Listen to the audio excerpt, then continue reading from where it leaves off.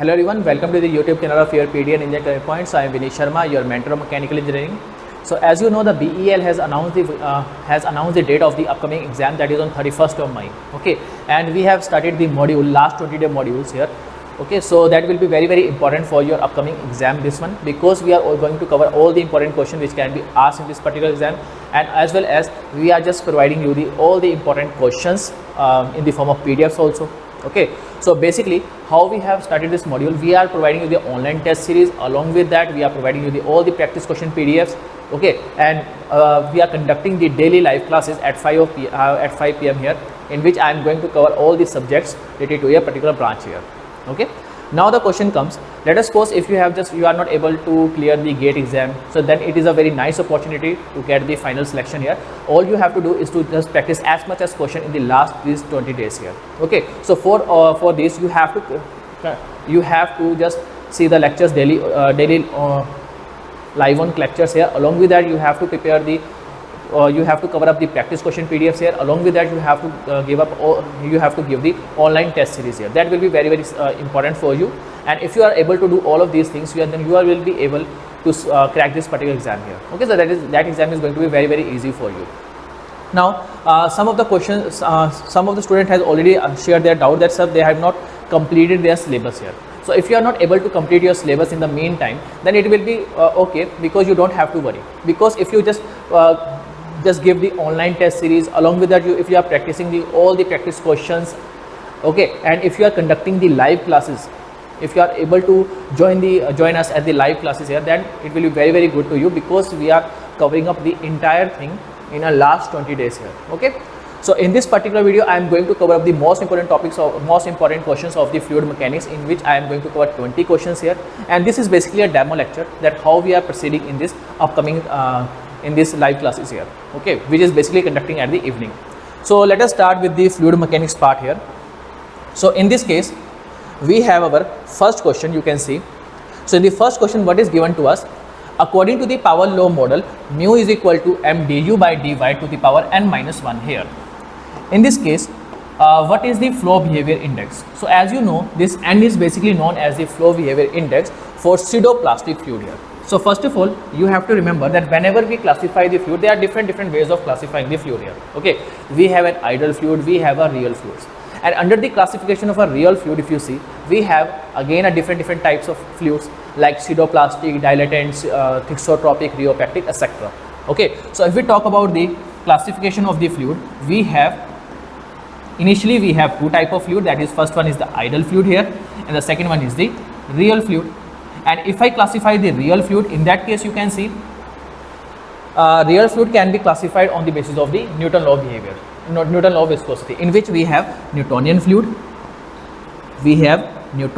here, okay, and here we have a non-Newtonian fluid. So in the case of a Newtonian fluid, we say that the fluid which obeys the Newton law of viscosity. Basically, in this case, the Newton law of viscosity is written as tau equal to mu du by dy. Okay, but in the case of non-Newtonian fluid, this fluid doesn't follow the Newton law of viscosity here. Okay, so when we classify the non-Newtonian fluids, there are different types of fluid here.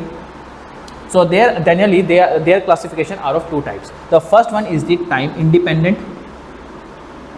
Time independent simply means it simply means for these type of non-Newtonian fluid, the viscosity is not depending upon the time here. In this case, the viscosity is depending only upon the temperature, as well as it is depending upon the velocity gradient.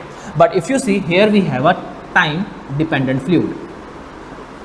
In the case of a time dependent fluid, we have a dependence of viscosity on the temperature, velocity gradient, as well as the time here. Okay, just remember that part. So let me classify the time independent fluid here. So time independent fluids are of two types. That is the pseudoplastic fluid here, and then we have a dilatant fluid here.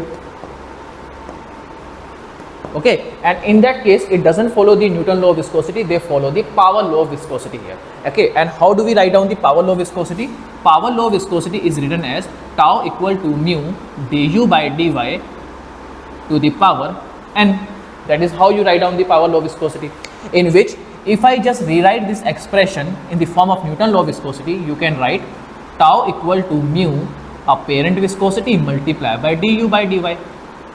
So if I just compare these two terms, I can say the apparent viscosity is having a formula of mu du by dy to the power n minus 1. Okay, so now in this case they have asked you that what is the value of the n here. So basically n is known as the flow behavior index, and it tells you how the viscosity is varying with respect to the velocity gradient. Now in this case, if you just see, pseudoplastic fluids are those fluids which are considered as the shear thinning fluid. Okay, these are considered as the shear thinning fluid. Just remember that part. These are considered as the shear thinning fluid. And if we consider the dilatant fluid, these are considered as the shear thickening fluid. Just remember that part. That is very, very important for you. Okay, so for the shear thinning fluid, I can say the apparent viscosity is continuously decreasing with the increasing velocity gradient. So I can say the value of the n for this type of fluid has to be less than 1. And for the shear thickening fluid, the velocity gradient, with the increase in velocity gradient, you are going to see the increment in the viscosity. So I can say the value of the n is going to be greater than 1 here. Just remember this. Now in this case, if you see, if I classify the time independent fluid, the time independent fluid are further classified in the dilatant, it can be classified as thixotropic as well as the rheopactic fluid here. Okay, rheopactic fluid. So basically these are those fluid which required initially some initial yield stress to deform. Okay, so after supplying some initial yield stress, they tends to behave simply like the pseudoplastic as well as the dilatant fluid. So I can simply say the thixotropic is having the same behavior like the pseudoplastic only, and dilatant is going to have a same behavior like the rheopactic after applying the initial yield stress. So in this case, the law which is being followed by this type of fluid are also known as the power law of viscosity, which is given by tau equal to tau naught plus mu du by dy to the power n here. Okay, so just remember that the value of the n is going to be less than 1 and greater than 1 for the thixotropic and the rheopactic case. Okay, just remember that part. So I can say the option the answer of this particular question is option number C. So that's a very simple case. So how you can see how we have just simply revised each and everything from the single questions here. Okay, so this is how you classify the different types of flow, different types of fluid here. Now our next question is,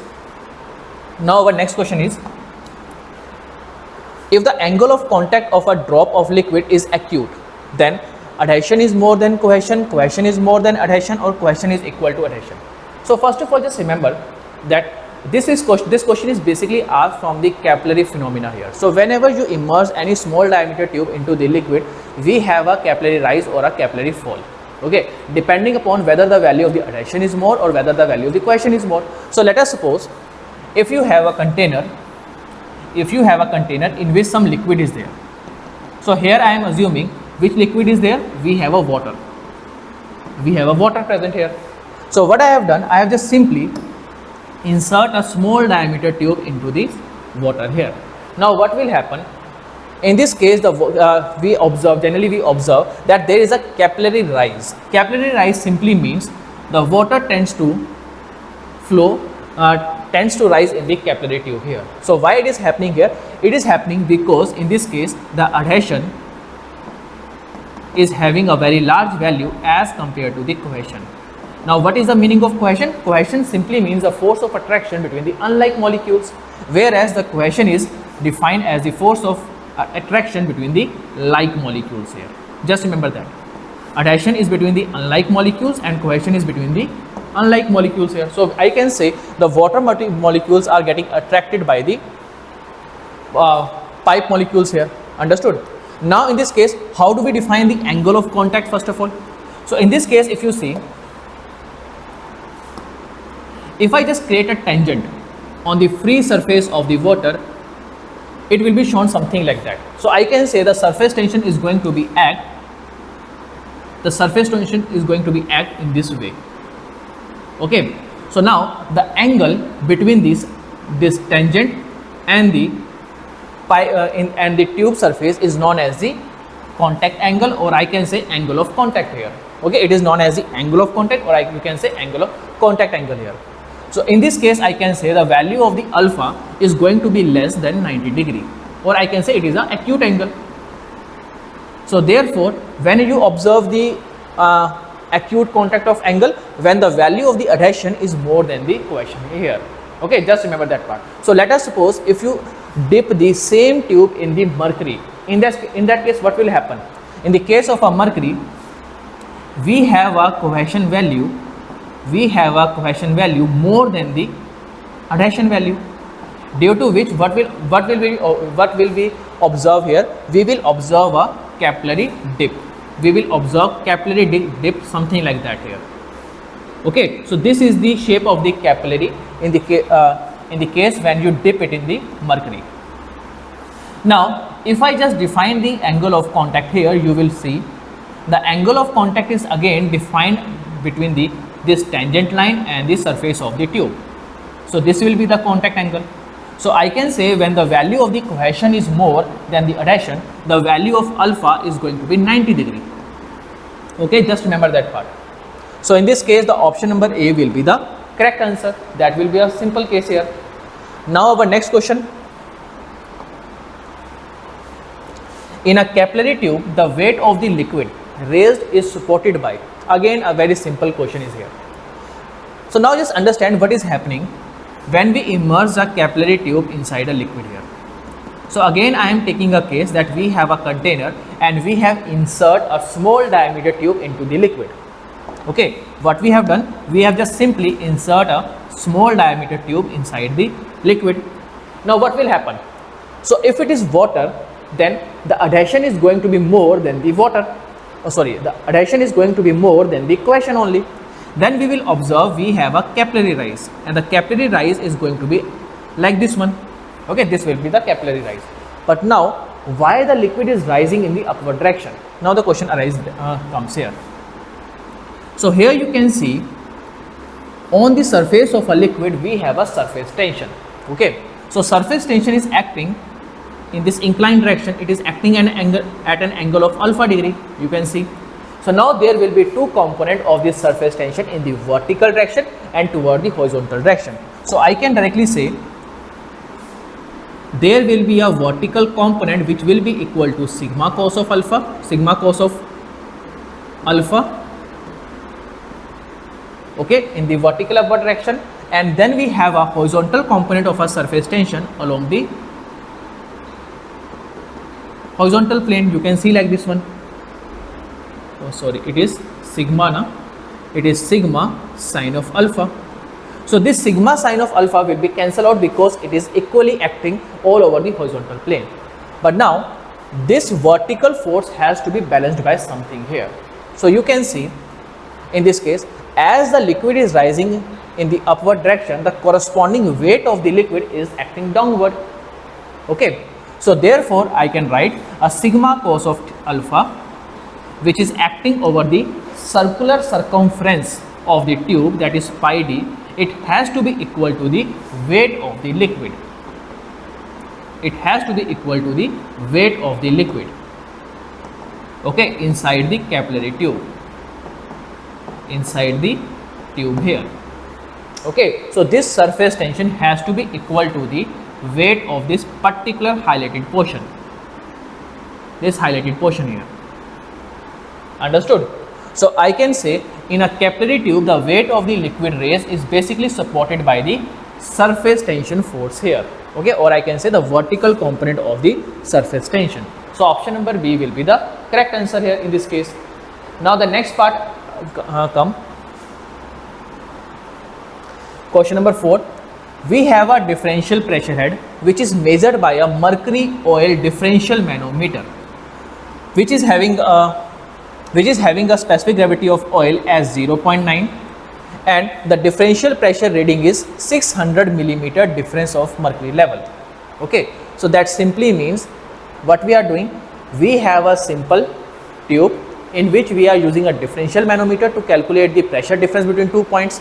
Okay, and we have a mercury inside the manometer, and we know that what is the value of the pressure difference in terms of mercury. In terms of mercury, you know the value of the pressure difference, but what do you want to calculate? You want to calculate the value of the pressure difference in terms of flowing fluid. Understood? So here we have a pipe, let us say like this one, and here we have installed a mercury manometer. A differential manometer is there in which we have some mercury. Let us say we have mercury like this one. Now the corresponding reading of the difference of mercury level, that is X, is given to you. The value of the X is given to us, and that is equal to 0.6 meter, 0.6 meter of mercury. Now what do you want to find out? You want to find out the value of the pressure difference between the point number 1 and point number 2 in terms of flowing fluid. Okay, so either you can do the pressure balance here, okay, or either you can use the direct formula for converting this value here, and the direct formula is given by H is equal to X multiplied by Sm by S minus 1 here. That is the direct formula you can use. Now in this case, if you see, this H is representing the pressure head difference,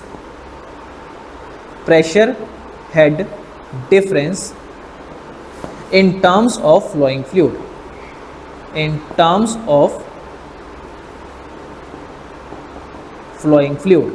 and which is oil in this case here. Okay, so you can say the value of the H will be 0.6. Sm is specific gravity of the manometric fluid, that is mercury, 13.6. Okay, S is specific gravity of the flowing fluid, that is oil in this case. So I can say the specific gravity of the oil is 0.9 minus 1 here. Okay, so that is the formula you are going to use in this case. So if you solve this problem, you are going to get the answer as 8.47 meter of oil here. So always remember, this formula is always used in those cases where the pressure difference between the 2 points is given and you have to calculate the value of pressure head difference in terms of flowing fluid. Okay, because you already know that what is the pressure difference in terms of manometric fluid here. Understood? So again, a very simple formula is there. Okay, you have to remember this formula. Now the next question is, a vertical wall is subjected to a pressure due to one kind of liquid here on one of its sides. The total pressure on the wall per unit length is given by. Okay, so now just see in this case what is given to us. We have been provided with the plate here. This plate is given to us, and this plate is having a length of 1 meter. This plate is having a length of 1 meter. Now I am assuming that this plate is having a height of capital H. Okay, and there is a liquid on one side of the, here. So let us say we have a liquid here. So what will happen? The liquid will exert some pressure over the plate. Okay, the liquid will exert some pressure on the plate here, but the problem is the pressure is going to be vary. So let us suppose if you take a different points, let us say point number 1, point number 2, point number 3, and point number 4, and point number 5, and point number 6 here. So pressure at all of these points are going to be different. Why so? Because according to the hydrostatic law, the pressure is basically increasing as you are moving in the downward direction, and the pressure is decreasing as you are moving in the upward direction. So I can directly say the pressure at point number 6 is going to be more than pressure at point number 1. Okay, so you can see at point number 1 it is open to the atmosphere, so I can say the pressure at point number 1 is going to be 0. So if I just show you the pressure diagram, the pressure diagram will be shown like this one here. Okay, you can see the pressure is varying linearly with respect to the height here. So now how do you calculate the value of the total pressure? What is the meaning of total pressure here? So don't get confused. Total pressure simply means you have to calculate the value of the total pressure force, or I can say the total hydrostatic force which is acting over this plate here. Okay, don't get confused. So this, in this case, the total pressure is basically total pressure. It is equal to, I can say, WA x bar, specific weight multiplied by area multiplied by the depth of the center of gravity here. Now in this case, we know the value of specific weight, that is W only. Area is height multiplied by length, that is h into 1. And what is x bar? X bar is representing the depth of the centroid, center of gravity, or the depth of centroid from the bottom, from the top here. So now you can see that centroid is going to lie at the center here. Okay, so I can say this depth is going to be equal to h by 2. This x bar is going to be equal to h by 2 here. So therefore I can say the total pressure will be, the total pressure force is going to be equal to WH square by 2. Okay, so that's a very simple case. And always remember that whenever you are inserting any plate inside the liquid, no matter whether the plate is horizontal configuration, vertical configuration, or an inclined configuration, the magnitude of the total pressure, total hydrostatic force is going to be remain same. The formula is going to be remain same, that is WA x bar. And let us suppose if you want to calculate the value of the point of application of this total pressure force, that can be calculated by the formula of Ig sine square theta divided by Ax bar plus x bar here. Okay, you have to remember that formula. And what is the meaning of theta here? Theta is representing the inclination of a plate with respect to the horizontal. Okay, so let us suppose if the plate is inclined in this way, so I can say the plate is inclined at an angle theta in the clockwise, anti-clockwise direction. So theta is always measured in the anti-clockwise direction here, okay, with respect to the horizontal. Always remember that part. Now in this case, if the value of theta is 0, if the value of theta is equal to 0, the plate will become horizontal. So I can say the h bar is going to be equal to x bar here. And if the value of theta become equal to 90 degree, in that case the plate will become vertical. So I can say h bar is going to be equal to Ig divided by Ax bar plus x bar here. Understood? So that's a very simple case. You have to remember this formula for calculating the total pressure force. You have to remember the formula here, okay, for calculating the value of the depth of center of pressure. Understood? So in this case, the option number C, that is WH square by 2, is going to be the correct answer here. Okay, option number C will be the correct one here. Now the next question. Okay, in the next question we have a tank of water has a gate in its vertical wall here. Okay, the gate is 4 meter high and 3 meter wide. So we have a gate like this one. The height of the gate is 4 meter and the width of the gate is 3 meter. Now the top edge of the gate is 2 meter below the free surface of the water here. So I can say here we have free surface of water.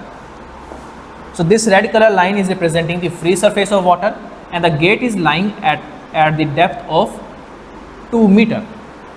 Okay. Now what will be the total hydrostatic force on the gate? Now just see, in this question it has been asking you to calculate the value of the total hydrostatic force. So total pressure, total hydrostatic force, or I can say the total force are going to be remain same. Okay, so I can simply say in this case again the formula is going to be remain same, that is WA x bar. Okay, and put all the values and get your answer. So here the specific weight of water is given to you, that is 10 kilonewton. Area of the plate is 4 multiplied by 3. 4 multiplied by 3 here. And x bar. What is the meaning of x bar? Now in this case the centroid is going to lie at this particular point. So you can see the depth of the centroid from the free surface of the water is 2 plus 4 by 2, that is 4 meter. Okay, so I can say x bar is going to be equal to 4 here.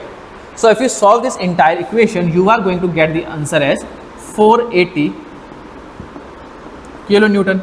That is option number D will be the correct one here. Okay, so now just see in this case one more thing. In the BEL exam, you are going to expect the numericals as well as the theoretical portion. So majority of the questions will be theoretical only, but there may be chance that they can ask you numerical also.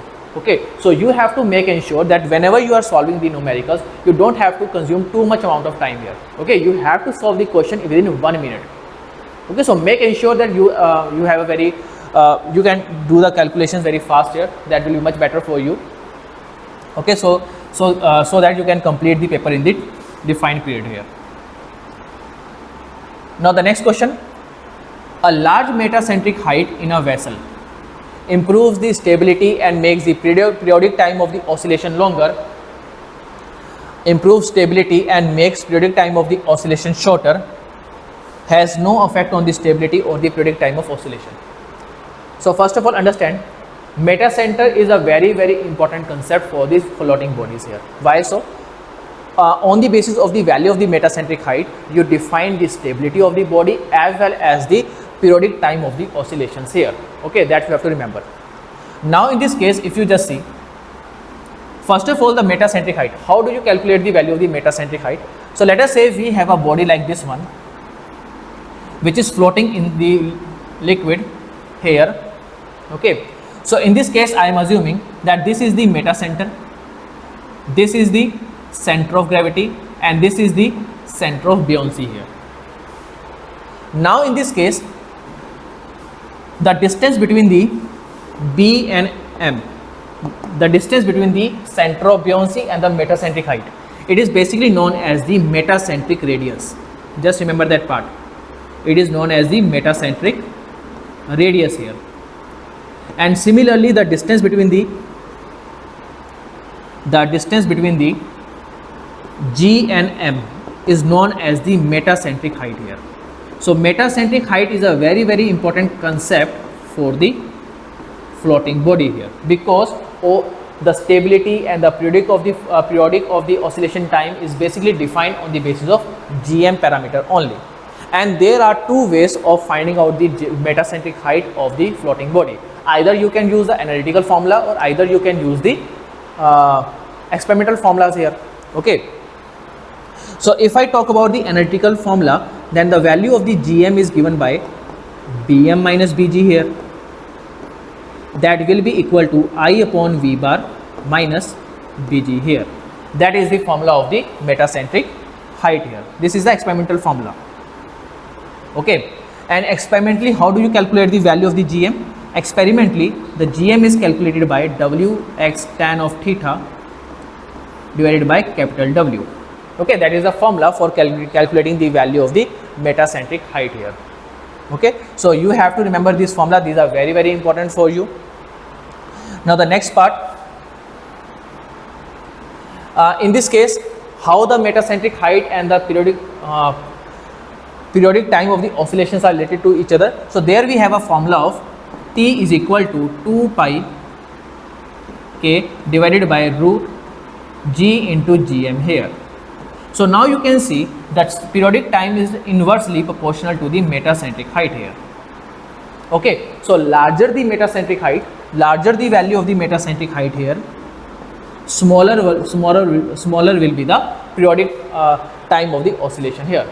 So generally, by increasing the metacentric height, you basically decrease the periodic time of the oscillation, and correspondingly the stability of the ship improves. Okay, but due to the increased metacentric height and due to the decreased periodic time here, the comfort level of the passengers in the ship reduces here.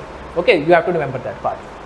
Now in this case, I can say increasing the metacentric height decreases the periodic time of oscillation, but it improves the stability here.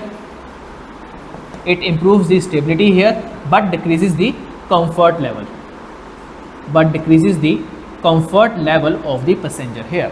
That you have to understand. That is why all the passenger ships are having the lower value of the metacentric height as compared to the battle ships here. Okay, because in the case of battle ships, the stability is very much required condition here. That is why we prefer the higher metacentric height. And if the metacentric height is less, in this case, the periodic time is going to be more, and correspondingly the stability is going to be reduced. Along with that, the comfort level is going to be increased here. Okay, that you have to understand. So we can say with the large metacentric height, correspondingly it improves the stability as well as the periodic time of oscillation will become shorter. So option number D is going to be the correct answer here. Okay, you have to remember that part. There is some there is some changes here. So the formula is W tan of alpha here. Okay, this formula is like this one here. Okay, so now the next question is, for an irrotational flow, del square phi upon del x square plus del square phi upon del y square equal to 0 is the equation given by. So that's a very simple question actually. For the irrotational flow, first of all you have to remember there is no rotational component, that is W is going to be 0, omega is going to be 0 there. Okay, the second thing is that if you are defining the Laplace equation, so this equation is nothing but it is written in the form of potential function. Okay, and this equation is known as the Laplace equation here. Okay, this is the equation which is given by the Laplace. So option number C will be the correct one only. Okay, that's a very simple case. Now we have a next case. In case of a rotameter, which one of the following statement is correct here? So now just see, rotameter is basically a device which is used to calculate the discharge, or I can say the flow rate of the liquid here. Okay, so generally there are different types of instruments to calculate the value of the flow rate. Like we have a Venturi meter, we have a orifice meter, we have a flow nozzle, we have a rotameter also. Okay, so in this case, this is basically a tapering tube in which we have a different types of measuring scales here. So in this case, we have a float which basically float in the upward and downward direction here. So here in this case, you have to mark that which of the following statement is correct here. So in the case of a rotameter, you have to remember that the float which is basically floating in the upward and downward direction is having a higher value of the density as compared to the density of the floating fluid. Okay, just remember that part. So this is basically a theoretical question which can be framed from this particular topic here. You don't have to do the entire mathematical derivation of the rotameter. Just remember that for which purpose it is used. Okay, and in this case we are using a float, and what is the comparison and how do you compare the density of the float with the flowing fluid here. Okay, that you have to remember only. So option number C will be the correct one here. Now the next part is, for a forced vortex flow in an open tank, which of the following statement is correct here? What is the meaning of a vortex flow? First of all, vortex flow is a flow, or I can say the rotating mass of a liquid is known as a vortex flow here. So generally the vortex flow are of two types. The first one is the force vortex. Here we have a force vortex, and then we have a free vortex here. Okay, just remember that part. In the case of force vortex, the Bernoulli equation is not applicable because you are providing energy into the system here. So that means the energy is not going to be conserved in the case of force vortex. Okay, so I can directly write the velocity is going to be directly proportional to the r here, and v is going to be equal to omega multiplied by r. Whereas in case of free vortex, the angular momentum is going to be conserved in the case of free vortex. You are not applying any external energy into the system. So I can say the conservation of energy is going to be there. Bernoulli equation you can apply in the case of free vortex, and here the velocity is going to be inversely proportional to the radius here. So I can say the product of velocity multiplied by radius is going to be remain constant here. Okay, that you have to remember. Now what is happening, what is given to us? The fall of liquid level at the center is equal to 0.95 multiplied by rise of liquid level at the end. So let us say we have an open container and this is the liquid level. Now what you are doing, you are just rotating the water with the help of some rod or stirrer. So this is a rod or this is a stirrer here. So now what you are doing, you are just rotating the water here. Now what will happen, you are going to observe that the water level will be shown something like that. The profile will become something like that. Okay. So if you observe it very carefully, you are going to see the fall of the liquid at the center is exactly going to be equal to rise of the liquid at the ends here. So I can say directly the fall of the liquid level at the center is going to be equal to 0.5 just wait a minute. So fall of the liquid level at the center is going to be equal to rise of the liquid level at the end. Okay, equal rise and equal fall you are going to observe. Just remember that part. So in this case the option number B will be the correct answer. Okay, so just remember that part. That's a very simple question here. Now the next question, question number 11. The Lagrangian description of a fluid flow is more computational. Why so? See, whenever you are covering the fluid kinematics in the fluid mechanics subject, okay, there are two different types of approaches. The first one is the Lagrangian approach and the second approach is the Eulerian approach. Okay, there are two approaches here. The first one is Lagrangian and the second one is the Eulerian approach. And generally we prefer the Eulerian approach in the fluid mechanics and the Lagrangian approach is generally used in the solid mechanics. Okay, now what is the difference between these two?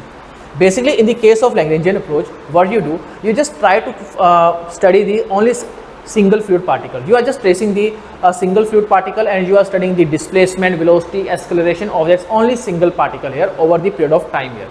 But in the case of Eulerian approach, what you do, you just simply define a control volume. You just simply define a control volume through which some liquid is entering and some liquid is exiting here. So you are just absorbing the state of the liquid particles inside the control volumes only. Okay. So now if you just observe that we have a simple pipe is there and the liquid is moving in the random direction. So I can say all the particles are going to have different velocities, all the particles are going to have different acceleration here. So in that case the Lagrangian approach will become very complicated here.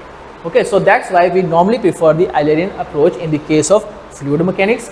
Okay, but in the case of solids body we generally prefer the Lagrangian approach. Why so? Because if a single particle is moving with a velocity of 5 meters per second, so I can directly say in this solid body all the particles are moving with the same velocity only. That means by analyzing the single fluid particle, you can analyze the entire body here.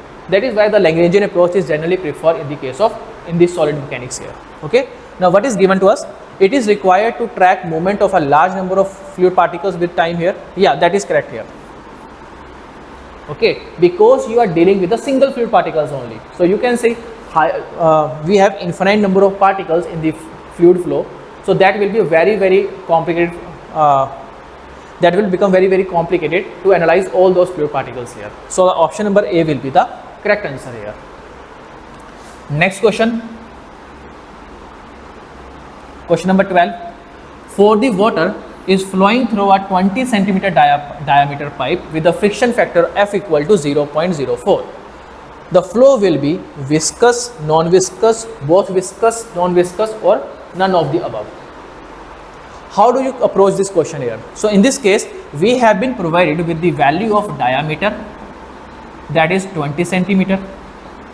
We have been provided with the value of friction factor, that is 0.04, and none of the information is given regarding the type of flow here.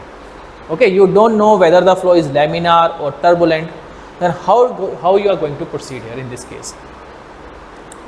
So in this case you have to first of all assume, okay, we have to assume something, that friction factor is basically let us suppose if the water which is flowing through the pipe here, I am just assuming that it is a laminar flow. Let us say In that case, I can say the friction factor is going to be equal to 64 by Reynolds number. That is the case you are going to see. Okay, so here what I have assumed the laminar flow is going to be there. It's just an assumption. Okay, so if you just put the value of the friction factor 0.04 here, and if you get the value of Reynolds number below 2000, that simply means the assumptions which we have taken here, that is correct. If the value of the Reynolds number is going to be more than 2000, that simply means the assumption which we are taking, that is the flow is laminar, it is going to be wrong. Okay, so I can say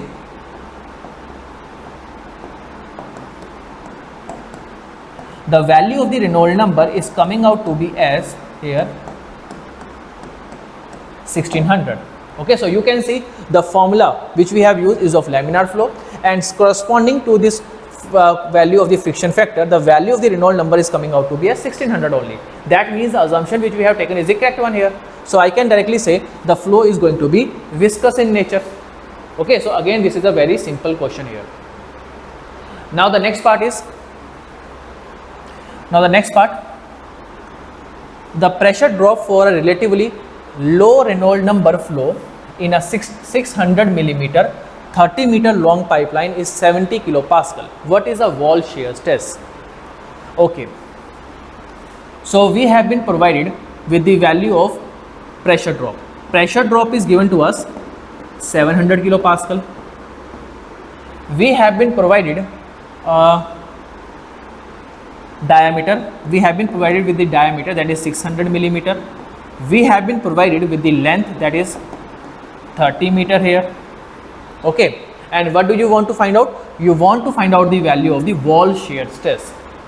So now just see, they have already specified that we have a very low value of the Reynolds number, so that we can directly say the flow is going to be laminar in nature. And what is the formula of the pressure drop? What is the formula of pressure drop in case of laminar flow? I can directly write pressure drop is going to be equal to 32 mu u bar L upon rho g d square.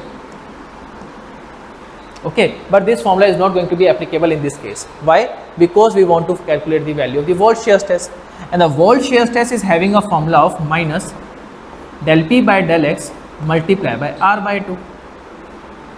So you can see at R equal to capital R, the value of the tau is going to be maximum, that is wall shear stress.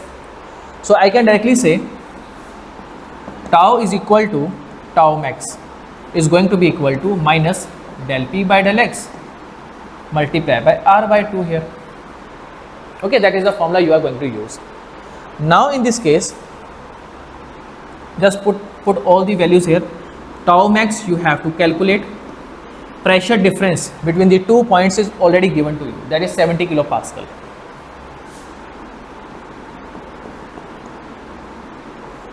Okay, you don't have to consider the negative sign. Why? Because this dP is representing the final pressure minus initial pressure. So when you have considered the negative sign, so we can say it is representing that initial pressure minus final pressure. Okay, tau max is going to be equal to 70 into 10 to the power 3 and del X. Length of the pipe is given to you as 30 meter, and correspondingly the radius is given 300 millimeter here, half of diameter, that is 300 millimeter, that is 0.3 meter. Understood? So if you solve this question, you are going to get the value as the tau max is coming out to be around its value is coming out to be around 350. Oh sorry, it is 2 here, no? It is coming out to be around 350 here, 350 Pascal. 350 Pascal, you are going to get the answer. Okay, so just solve this expression and you are going to get the answer here. 350 Pascal will be the answer. Now the next question is, okay, one more thing. In this case, just remember all other formulas also. Like we have a formula of local velocity that is given by minus del P by del X. Oh sorry. You can write the formula as 1 by 4 mu minus del P by del X, that is R square minus R square, that is a formula. Okay, you can calculate the value of the maximum velocity, that will come out to be as 1 by 4 mu minus del P by del X into R square. The value of the average velocity, that will come out to be as 1 by 8 mu minus del P by del X into R square. The value of discharge, that will come out to be as pi by 8 mu minus del P by del X into R4. Okay, so just remember all of these formulas here, that is very, very important for you. Now the next case, when the hydrodynamic boundary layer thickness delta, which is basically the distance from the surface at which the local velocity reaches the 99% of the free stream velocity, then okay. Now just see in this case, basically the experimental formulas are given related to the boundary layer thickness. Okay, so you have to remember, in the case of a boundary layer thickness, we have a formula of delta is equal to 5x divided by local Reynolds number Rex here. Okay, that is the simple relationship here. So I can say the value of delta by x is going to be equal to 5 upon Rex here. So let us suppose if you have a plate like this one and the fluid is flowing over it, what will happen? There will be a formation of boundary layer. Now in this case, as you are increasing the x, as you are moving toward the horizontal direction, the corresponding boundary layer thickness is continuously increasing. Okay, and by which power it is increasing? So from this expression only you can say delta is going to vary directly to the x, delta is going to vary directly to the power to the x divided by under root of x here. Why under root of x? Because the local Reynolds number is having a formula of x u infinity rho divided by dynamic viscosity here, that is the formula. So I can say the delta is going to vary with the x to the power 0.5 in the case of laminar boundary layer. Just remember that part. Okay, so in this case the option number B is going to be the correct answer. Now the next question, in a fully turbulent flow through a rough pipe, the friction factor F is a function of Reynolds number, K by D, Reynolds number and K by D here. So now just see, here we are dealing with the turbulent flow. Okay, so let me provide you some information, extra information here. So first of all, you have to understand that whenever the liquid is flowing in a pipe, the flow may be laminar or turbulent in nature. Okay, the flow may be laminar or turbulent in nature. So generally, when the value of the Reynolds number is less than 200, in that case we say the flow is laminar in nature. So for the laminar flow, the friction factor is given by 64 by Reynolds number. That is the formula of the laminar flow. Now, if the flow is turbulent, let us say we have turbulent flow. In that case, we have different formulas of the friction factor depending upon the values of Reynolds number. Okay, so let us suppose if the Reynolds number is if the Reynolds number is lying between 4000 and 1 lakh. In that case, I can say the friction factor is going to be equal to 0.316 divided by Reynolds number to the power 0.25. This formula you have to remember, that is very, very important for you. And similarly, when the value of the Reynolds number is lying between 50,000 up to 4 crore, in that case the friction factor formula will become 0.332 friction factor formula will become 0.0032 plus 0.221 divided by Reynolds number to the power 0.237. Okay, that you have to remember. And similarly, if the value of the Reynolds number is more than 4 crore, in that case the friction factor formula is 1 by root f equal to 2 log E R upon K plus 1.74. 1.74. So you can see in the case of a laminar flow, the friction factor, in the case of laminar flow, the friction factor is a function of Reynolds number only. In the case of a turbulent flow, friction factor is a function of Reynolds number as well as R by K ratio, or I can say the K by D ratio. Okay, so in the case of turbulent flow, the friction factor is basically a function of Reynolds number and K by D ratio. Just remember that part. Now in this question, turbulent flow is taking place through a rough pipe. So always remember, in the case of a turbulent flow, the flow can take place through a smooth pipe or a rough pipe. In the case of a smooth pipe, the friction factor is depending upon Reynolds number and K by D ratio. But in the case of rough pipe, basically the friction factor does not depend upon Reynolds number. It depends only upon the K by D ratio. So I can say in this case the option number C will be the correct one here. Okay, just remember that part. So these formulas are very important for you. Just mark this as important here and try to remember all of these formulas here. Now the next case, using the Blasius equation, the friction factor for turbulent flow through the pipe varies as. Okay, so now just see, again we have to use the same formulas only. Friction factor for the turbulent flow is asked. Okay, so in that case you can see we have different formulas here. Okay, so generally if this type of question is asked, you have to see the first formulas only. So I can say the friction factor is given by 0.316 divided by Reynolds number to the power 0.25 here. So I can say the friction factor is directly proportional to Reynolds number to the power minus 0.25. Okay, so option number D will be the correct one here. So again, that's a very simple question. So now you can see the question level, the questions are going to be easy. Okay, the only thing is you have to do a sufficient revision of whatever you have covered till now. Okay, so that is why I am saying in the starting here also, you have to revise as much as possible here. Okay, so just try to revise as much as possible. Try to do all the questions which we have shared. You have to solve the online test series. You have to do all the practice questions which we have shared with you.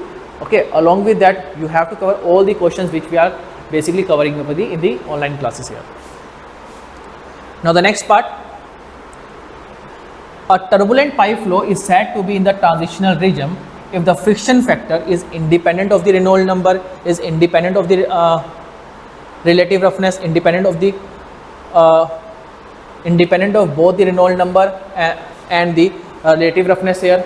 Okay, and the last case, it is dependent upon both the Reynolds number and the relative roughness here.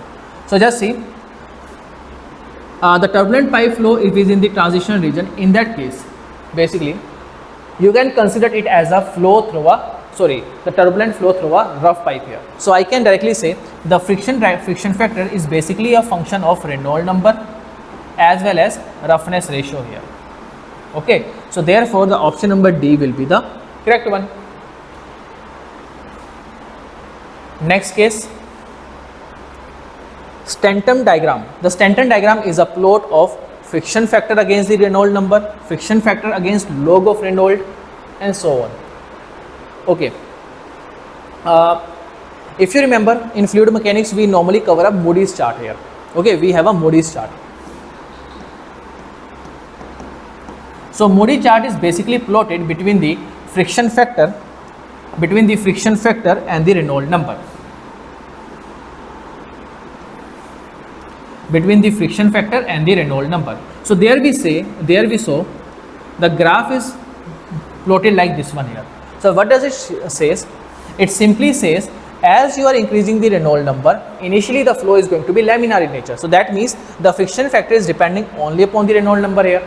So that is why the graph is having a decreasing slope. But now as the value of the Reynolds number crosses the 4000 value, okay, it becomes turbulent. In that case, the friction factor is depending upon Reynolds number. Along with that, it is depending upon the relative roughness. So you can see initially it is depending upon the Reynolds number. When the value of Reynolds number is less than 1 lakh, okay, oh sorry, when it is less than 4 crore here. So as the value of the Reynolds number increases too much, the friction factor is not changing with the Reynolds number. That is why we have a horizontal line. Understood? So this is a Moody's chart here. So now if you just take the log of friction factor and log of Reynolds number, if you just take the log of friction factor and if you just take the log of Reynolds number, and if we create the same plot, that particular diagram or that particular graph is known as the Stanton diagram. So we can say the Stanton diagram is a plot of log of friction factor against the log of Reynolds number. Okay, just remember that part. And also remember, the Moody's chart is plotted between the friction factor and the Reynolds number only. It does not depend, plotted between the logs values here. Next question. The reciprocal of the Euler number. The reciprocal of the Euler number is known as the. So first of all, what is the meaning of Euler number here? Euler number is defined as the square root of the ratio of inertia forces to the pressure forces. That is the formula of the Euler number here. Okay, and after simplification, it is also having a formula of V by under root of P by rho, pressure by density. So that is a simple formula of the Euler number. Now the reciprocal of Euler number is known as, okay, so Euler number is a dimensionless number. So if you take a reciprocal, here we define a number which is known as the Newton numbers here. Okay, so this is just a simple theoretical question here, just try to remember, because we normally skip that part. So Newton number is a reciprocal of the Euler number here. So option number B will be the correct one. Okay, now the last question, question number 20. The speed of sound in a fluid is given by the relation, the speed of sound. You have to mark the correct options here, the speed of sound here. So basically in this case, if you see, speed of sound is having a simple formula, that is gamma multiplied by RT. Okay, it can simply it can also be written as K by rho also, or you can also write it as dP by d rho also. Okay, so there are different ways of writing down the formula of the speed of sound. From there we define a one number which is known as Mach number, okay, which is defined as the ratio of inertia forces divided by compressibility forces, which is equal to the velocity of sound to the velocity of, velocity of the object to the velocity of the sound here. And on the basis of the Mach number value, we define the different types of flow. Like if the value is less than 1, then we have a subsonic flow. If it is more than 1, then we say it is a supersonic flow. And if it is having a value of 1, then we say it is a sonic flow. And if it is more than 1, then we have a hypersonic flow. Okay, just remember that part. So these are some of the questions which are related to the fluid mechanics and which can be considered as a very important part here. Okay, so make ensure you cover up all these questions here. Okay, because the exam is very near, only 2 weeks are left. So just try to cover up all the previous year questions related to all the exams here. Okay, especially it is from JEE, AE, you can solve anything here. Along with that, you can just solve the online test series here, practice question PDFs here.